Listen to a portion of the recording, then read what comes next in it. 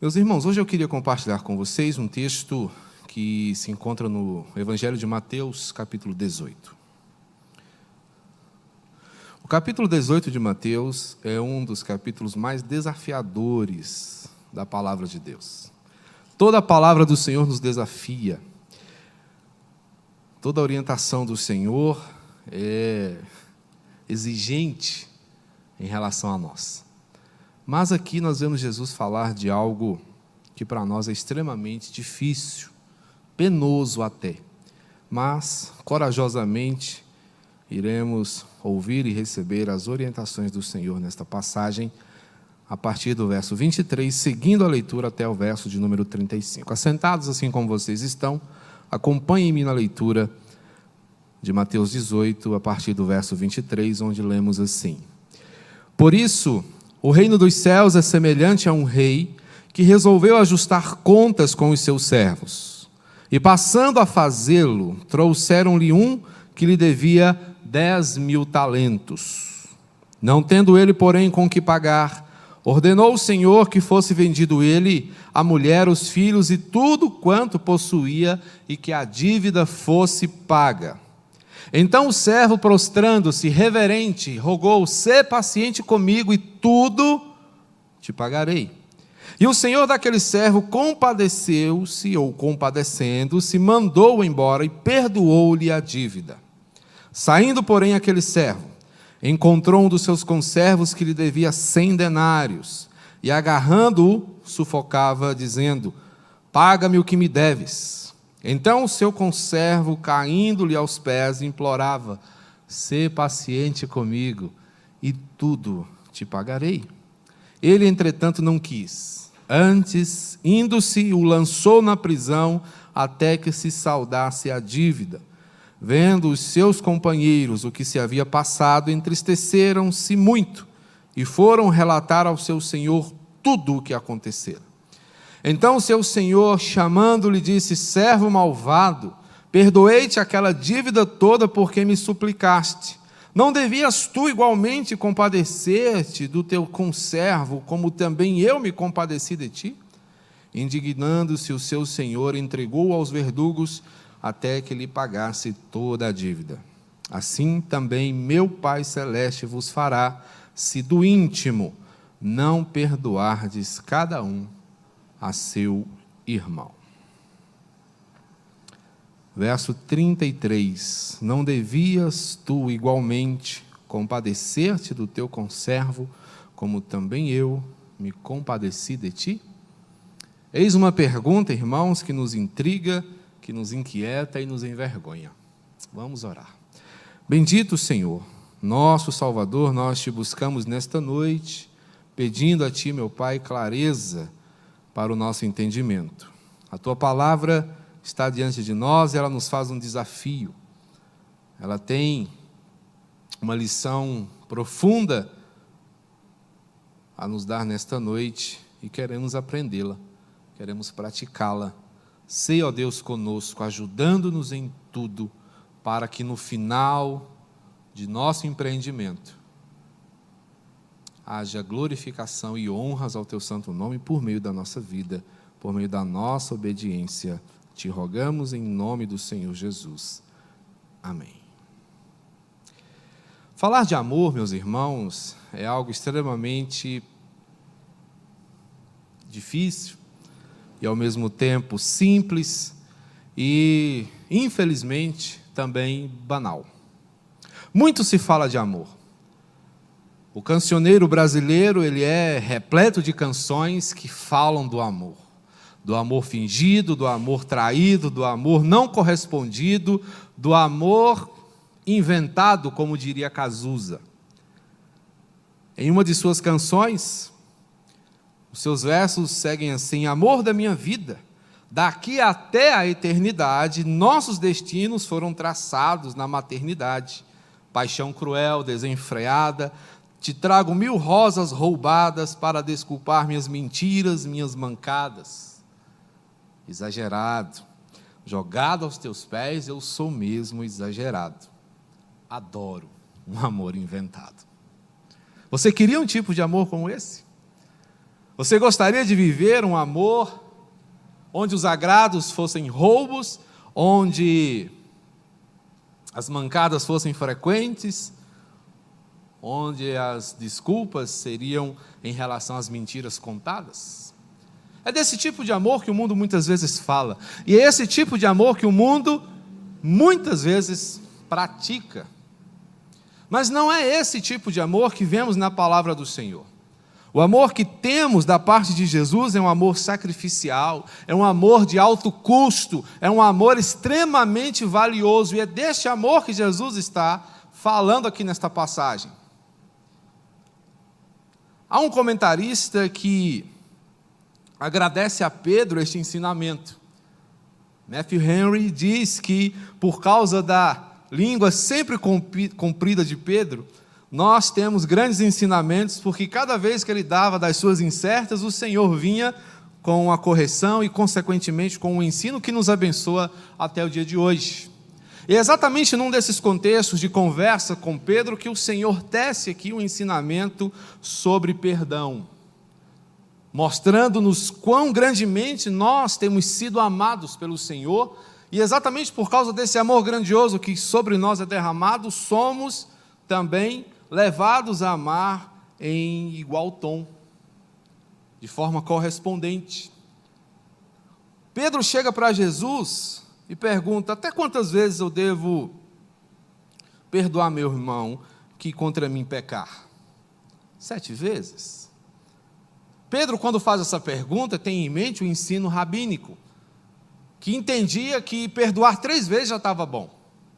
Algumas escolas iam um pouco mais, 4 vezes. Mas para o judeu, perdoar infinitamente era algo inaceitável. E Pedro, já julgando-se muito crente, muito piedoso, diz a Jesus: Senhor, 7 vezes dando perdão já está bom, né? Pedro talvez esperasse que o Senhor Jesus falasse: nossa, Pedro, como você tem um coração grande, como você, não é, entendeu a mensagem. Mas Jesus calmamente diz: não, te digo que até 7 vezes não é o bastante, mas 70 vezes 7. O Senhor Jesus pega um número que tem um significado de perfeição e coloca esse número multiplicado por Ele mesmo algumas vezes, para que Pedro entendesse que o perdão é algo que deve ser oferecido infinitamente, que você não deve estipular uma condição para que você perdoe, um número, que você não deve estabelecer um limite para o seu perdão.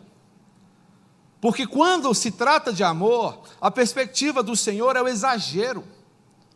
Quando o Senhor fala de amor, nós entendemos aqui que o amor que o Senhor nos apresenta é um amor incompreensível, é um amor que não pode ser contido, é um amor que não pode ser medido, calculado, contado.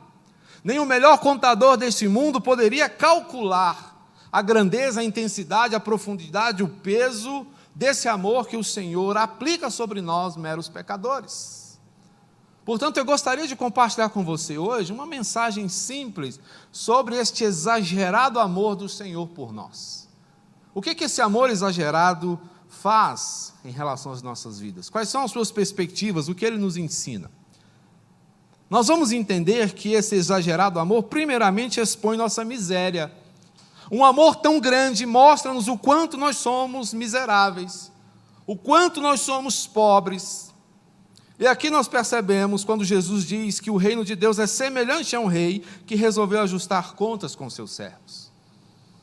Nós temos, não é, as nossas leis, nós temos as nossas responsabilidades fiscais, e sabemos o quanto elas são rígidas.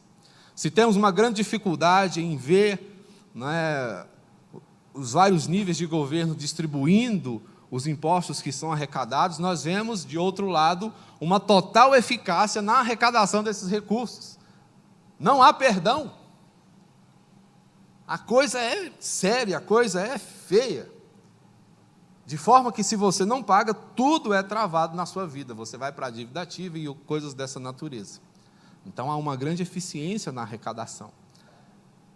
E temos de prestar contas, como bons cidadãos que somos, temos que prestar contas. E aqui nós vemos Jesus se apropriando desse tipo de exemplo para mostrar não é? Como nós podemos entender o amor do Senhor por nós.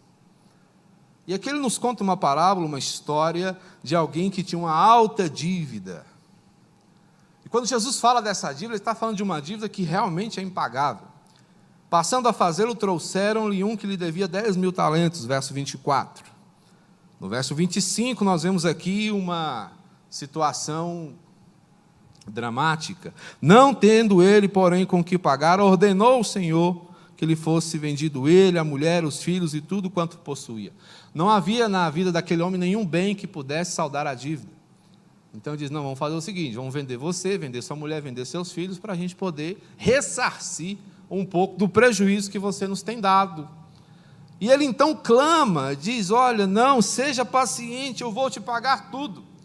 Mas é interessante que nós aqui façamos algumas contas. A dívida era de 10.000 talentos. 10.000 talentos é um valor muito alto. 10.000 talentos, só para você ter uma ideia, equivale a 60 milhões de denários. Um talento equivalia a 6.000 denários. E um denário era o que se ganhava por um dia de trabalho. Então, se alguém devia 60 milhões de denários, se você for calcular esse valor por dias de trabalho, nós vamos chegar aqui a impressionantes 164.383 anos, 6 meses e 25 dias de trabalho. E assim nós temos aqui uma dívida que é eterna. Por quê? Quem consegue hoje passar dos 80, 90 anos? Então Jesus está aqui colocando-nos um exemplo que atinge a eternidade. Para que nós entendamos que o amor do Senhor por nós, quando nos perdoa dos nossos pecados, é um amor exageradamente grande, hiperbólico, que nos envolve de uma maneira tão profunda, que mostra-nos que se não fôssemos perdoados, nós estaríamos completamente arruinados, eternamente arruinados. Portanto, quando Jesus fala do perdão de uma dívida como essa, ele está mostrando aqui o quanto nós somos miseráveis em termos espirituais, porque sem a ajuda do Senhor, nunca conseguiríamos saldar uma dívida tão grande. Por isso, o exagerado amor do Senhor expõe a nossa mais completa miséria, porque mostra-nos que só a eternidade poderia pagar um preço desse tamanho. O amor de Deus por nós, meus irmãos, é exagerado. Por isso, quando Ele nos perdoa, é importante que nós tenhamos a consciência de que fomos perdoados de algo que, por mais que vivêssemos, nós não seríamos capazes de pagar. Porque somos finitos, somos limitados, somos pequenos e carecemos do auxílio do Senhor para que nossa dívida com Ele seja paga. Eu e você dependemos do Senhor para tudo. Esse exagerado amor expõe nossa miséria, mas também, em segundo lugar, aponta nossa riqueza. O mesmo amor que mostra o quanto somos pobres, é também o mesmo amor que mostra-nos aonde está a nossa riqueza, aonde está a nossa vantagem. Dos versos 28 a 30 você pode conferir e entender o que quero dizer. Quando aquele homem sai daquele lugar, suavizado pelo perdão da sua dívida, olha só que coisa legal, você chegar numa banca onde você deveria pagar um tributo e o funcionário dissesse, não, sua dívida está paga, e rasgasse o boleto na sua frente, pode ir tranquilo. Você sai pensando, puxa vida, esse dinheirinho vai sobrar, eu vou fazer, quem sabe, uma surpresa para a minha família, vamos fazer uma viagem. Aquele homem sai dali aliviado, mas o alívio que ele havia experimentado não foi suficiente para que ele pudesse aliviar outro coração. Saindo dali, aquele servo encontrou um dos seus conservos, ou seja, alguém que servia com ele, alguém que partilhava com ele da mesma situação e das mesmas limitações. E o que ele faz? Aquele homem lhe devia 100 denários. Ele agarra aquele homem pelo colarinho. Ele não tem nem mesmo a diplomacia de cobrar educadamente. Quando ele vê o homem, ele diz, ô, seu caloteiro, paga minha dívida, agarra pelo pescoço, sufoca o rapaz, você é um caloteiro, me pague. E aquele homem faz exatamente como ele fez, ser paciente comigo e tudo te pagarei. Ele disse, não, eu quero agora. Se você não pagar, eu vou executar a dívida. E ele executa a dívida. Joga aquele homem na prisão. O homem que foi perdoado de uma dívida eterna, de uma dívida que ele levaria mais de 160 mil anos para pagar, não é capaz de perdoar uma dívida que não daria 3 meses de trabalho, 100 denários, 100 dias de trabalho, pouco mais de 3 meses, né? Ele não é capaz de perdoar. Então, a nossa riqueza está exatamente em reconhecer que se recebemos o perdão do Senhor, nós temos também condições de perdoar. Aquele homem tinha condições de perdoar. Aquele homem diante do outro era riquíssimo. E quando reconhecemos que somos perdoados pelo Senhor, nós podemos entender que se recebemos um perdão tão grande, um perdão que abrange a eternidade, nós temos condições de perdoar aquele que nos ofende. Porque a ofensa que nos é feita, ela é de cunho passageiro, terreno, material, fica aqui. Mas a ofensa que nós cometemos contra o Senhor, esta não, essa é eterna, porque ofende um Deus perfeito, um Deus santo, um Deus grande. Portanto, irmãos, o perdão que recebemos do Senhor nos responsabiliza. E é uma coisa interessante que nós precisamos entender e nos lembrar todas as vezes que endurecermos o nosso coração em relação à ofensa de um irmão nosso. É que o perdão que nós damos, ele é correspondente ao perdão que recebemos. Quando você lê a oração do Pai Nosso, não é? A oração modelo de Jesus, você se sentencia. O que diz lá? Você diz: perdoa-nos as nossas dívidas, assim como nós temos perdoado. Ou seja, você só receberá o perdão do Senhor se você tem oferecido perdão a alguém. É esse o acordo. É esse o contrato que está explícito aqui. E no verso 14, depois do amém, Jesus diz: se perdoardes aos homens as suas ofensas, também vosso Pai Celeste vos perdoará. E foi o que aconteceu com aquele homem, quando recebeu o perdão e não ofereceu o perdão ao seu conservo. O que aconteceu? O seu perdão foi revogado. Ele foi de novo responsabilizado pela sua dívida. Indignando-se, o seu senhor o entregou aos verdugos até que lhe pagasse toda a dívida. Ou seja, ele nunca ia pagar. Ele ia perder a sua família, ele ia perder a sua vida por causa da dureza do seu coração. Percebam como é algo sério na eternidade a questão do perdão. O que o Senhor está nos dizendo aqui, meus irmãos, na conversa que ele tem com Pedro, é que as dívidas que nos são devidas são irrisórias perto da dívida de que fomos perdoados em relação ao Senhor.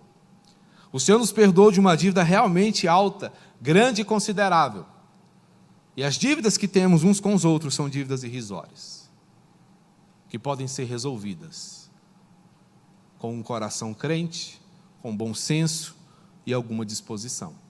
Portanto, a nossa riqueza é apontada nesses termos, porque aquele que é perdoado se torna rico, porque ele recebe do Senhor condições para poder perdoar também. Porque quem oferece perdão é rico. Quem oferece perdão devolve vida. Quem oferece perdão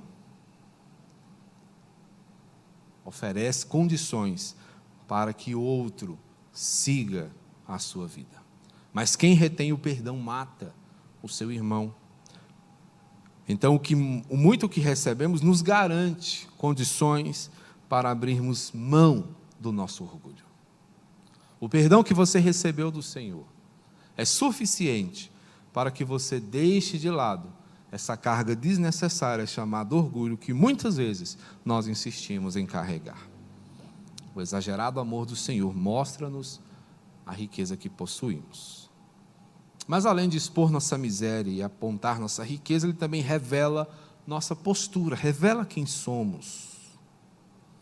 No verso 33, aquela pergunta: não devias tu igualmente compadecer-te do teu conservo, como também eu me compadeci de ti? A expectativa daquele rei, ao ter perdoado o seu servo, era de que ele aprendesse, era de que ele se tornasse alguém diferente a partir do que ele havia recebido. Porque esse compromisso foi estabelecido entre eles. Esse compromisso foi estabelecido entre o Senhor e nós.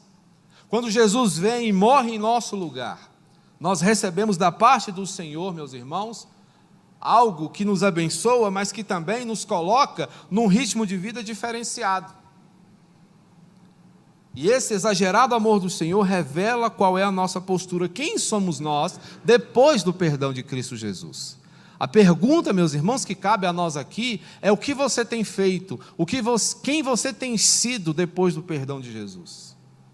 Você tem sido uma pessoa melhor? Você tem sido alguém diferenciado? Você tem sido alguém que vive para abençoar vidas?